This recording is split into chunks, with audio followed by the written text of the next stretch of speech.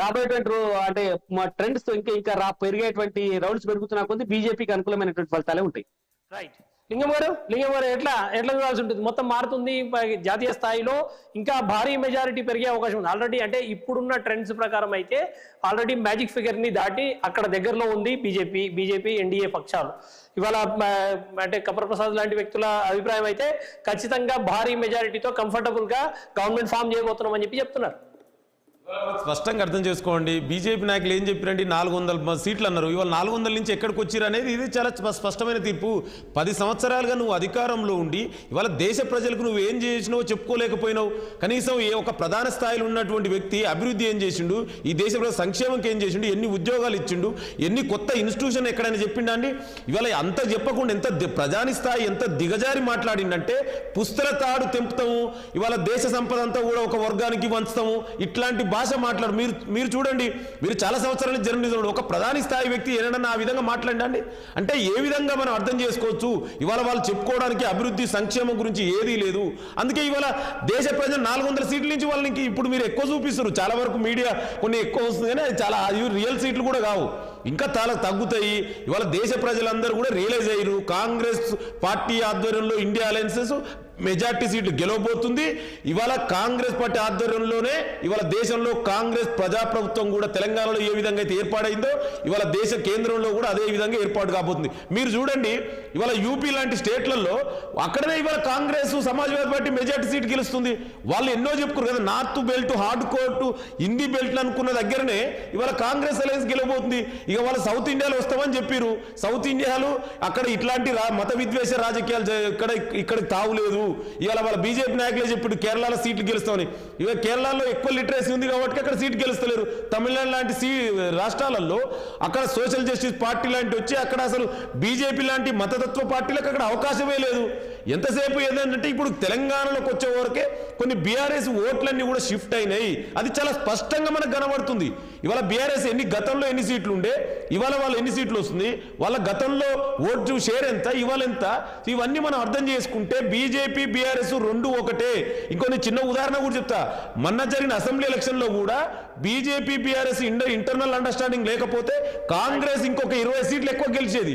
So ఈ కుట్ర మళ్ళీ ఇవాళ చేస్తున్నారు. అంటే కాంగ్రెస్ పార్టీ మెజార్టీ సీట్లు గెలవద్దని ఇవాళ తెలంగాణలో వీళ్ళిద్దరు కలిసి అండర్స్టాండింగ్ చేస్తున్నారు. అయితే ఇవాళ ముఖ్యమంత్రి రేవంత్ రెడ్డి గారు మేము ఎలక్షన్ల మీద దృష్టి కాకుండా తెలంగాణ సంక్షేమ అభివృద్ధి మీద దృష్టి పెట్టినాం. సో దానివల్ల కొంచెం ఏదైనా సీట్లు బీజేపీ కాంగ్రెస్ సమానం వస్తాయి లేదా పోటాపోటీ కానీ అది ఏమీ లేదు. చివరి వరకు కాంగ్రెసే మెజార్టీ సీట్లు తెలంగాణలో కూడా గెలవబోతుంది. ఇవాళ మీరు చూడండి, ఖమ్మం, నల్గొండ, మహబాదు, భువనగిరిలో మెజార్టీ చూడండి, కనీసం లక్షల పైగా అప్పుడే మెజార్టీ వచ్చింది. అంటే తెలంగాణ ప్రజలు చాలా స్పష్టంగా ఉన్నారు, కాంగ్రెస్ పార్టీ వైపు ఉన్నారు. ఇవాళ దేశవ్యాప్తంగా కూడా కాంగ్రెస్ పార్టీ మంచి ఫలితాలు సాధిస్తుంది ఇండియా అలయన్సెస్.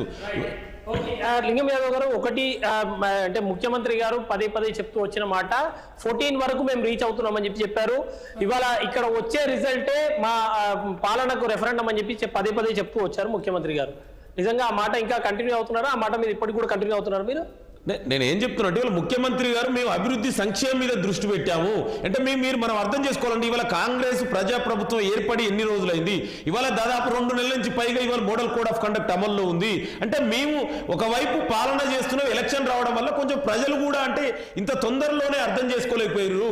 సో దానివల్ల కొంచెం ఏదైనా డిఫరెన్స్ గా బీజేపీ కొన్ని సీట్లు రావచ్చు అంతే తప్ప ఇవాళ తెలంగాణ ప్రజా వాళ్ళంతా కూడా ఇవాళ కాంగ్రెస్ ప్రజాప్రభుత్వం వైపు ఉన్నారు. ఇవాళ ముఖ్యమంత్రి గారు అదే చెప్పారు, మేము పాలన చేస్తున్నాం, పాలన మీద అభివృద్ధి సంక్షేమం మీద మా దృష్టి అంతా, ఎలక్షన్ మీద మేము కొంచెం దృష్టి పెట్టలేకపోయినాం. ఎందుకంటే ఇవాళ తెలంగాణ ప్రజల్ని తెలంగాణ ప్రాంతాన్ని ఏ విధంగా అభివృద్ధి చేసుకోవాలనే దాంట్లోనే ఇవాళ మా ముఖ్యమంత్రి మంత్రిమండలిలో కూడా ఎక్కువ ఫోకస్ పెట్టింది.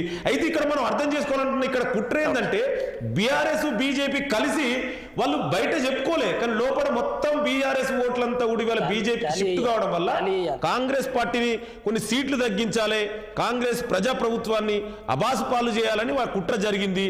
సో లింగం యాదవ్ గారు ఫైనల్ గా ఒక మాట చెప్పాలి. మీరు ప్రధానంగా ఇప్పుడున్న పరిస్థితుల్లో ఇవాళ ఏదైతే సంఖ్య వస్తుందో పదే బీఆర్ఎస్ ఒక వాదన తీసుకొచ్చింది. ఇవాళ జాతీయ పార్టీలు రెండు కలిసి ప్రాంతీయ పార్టీలను ఇవాళ అణిచివేసే ప్రయత్నం చేస్తున్నాయి. ప్రాంతీయ పార్టీలను కనుమరుగు చేయడం ద్వారా ఇవాళ తెలంగాణ అస్తిత్వం దెబ్బతినే ప్రమాదం ఉంది అని పదే బీఆర్ఎస్ చెప్తుంది. ఇవాళ పరిస్థితి చూస్తే పార్లమెంట్ ఎలక్షన్స్ లో స్పష్టంగా ఇవాళ ప్రాంతీయ పార్టీల ఉనికి లేకుండా చేసే పరిస్థితి అయితే కనిపిస్తోంది. రెండు జాతీయ పార్టీలు ప్రధానంగా నువ్వా నేనా అని కొట్టుకుంటున్న పరిస్థితి. నిజంగా అది అంటే మీరు తెలంగాణ వాదిగా తెలంగాణ అంశాల మీద కొంత పనిచేసిన వ్యక్తిగా ఇది ఎట్లా చూడాల్సి ఉంటుంది? బీఆర్ఎస్ ఆర్గ్యుమెంట్ ఎట్లా చూడాల్సి ఉంటుంది? అదే అలాంటిది ఏం లేదండి. ఇవాళ కాంగ్రెస్ పార్టీ అంటేనే ఇవాళ ఈ దేశంలో ఉన్నటువంటి ప్రతిపక్ష పార్టీలు కూడా కోరుకునే పార్టీ ఏకైక పార్టీ కాంగ్రెస్ పార్టీ. ఇవాళ ఇది ఈ దేశంలో మల్టీ పార్లమెంటరీ పార్టీ సిస్టమ్ ఉంది, దాన్ని గౌరవించే పార్టీ కాంగ్రెస్ పార్టీ. అదేవిధంగా ఇవాళ రాజ్యాంగాన్ని గౌరవించే పార్టీ కాంగ్రెస్ పార్టీ. ఇవాళ ముఖ్యమంత్రి గారు చాలా స్పష్టంగా చెప్పారు కండి, ఇవాళ తెలంగాణలో కూడా ప్రతిపక్షం ఉండాలి. ముఖ్యమంత్రి గతంలో పనిచేసినటువంటి కేసీఆర్ గారు అసెంబ్లీకి రండి అని ముఖ్యమంత్రి గారు స్వయంగా ఆహ్వానించారు. మేము ప్రజాస్వామ్యంలో ప్రతిపక్షాన్ని కూడా భాగస్వామ్యం చేయాలి అనుకునే పార్టీ కాంగ్రెస్ పార్టీ. అలాంటిది ఏదీ లేదు. డెఫినెట్ కూడా ఇవాళ తెలంగాణలే కాదు దేశవ్యాప్తంగా కూడా ఇవాళ ఒక మల్టీ కల్చరలిజం, ఈ దేశంలోనే భిన్న మతాలు, భిన్న సంస్కృతులు, భిన్న జాతులు, భిన్న ప్రాంతాలు, భిన్న పార్టీలు అన్నీ కూడా కలిస్తేనే ఈ దేశము. ఇండియా ఈజ్ నాట్ అనే ఒకటి ఏదో ఉటోపియన్ కాదు, యూనియన్ ఆఫ్ స్టేట్స్. దాన్ని గౌరవించే పార్టీ కాంగ్రెస్ పార్టీ. డెఫినెట్ కూడా ఇవాళ అందుకే మేము రీజనల్ పార్టీని గౌరవిస్తున్నాం కదా. ఇండియా అలయన్స్ లో మెజార్టీ పార్టీలు అన్ని కూడా మేము గౌరవిస్తున్నాం. ఇలా బీజేపీ రీజనల్ పార్టీలు లేకుండా చేస్తుంది, ఎలక్ట్ అయిన ప్రభుత్వాలని డే లైట్ లో మర్డర్ చేస్తుంది, ప్రభుత్వాలను కూల్ చేస్తుంది, ఇవాళ పార్టీలను చీల్ చేస్తుంది.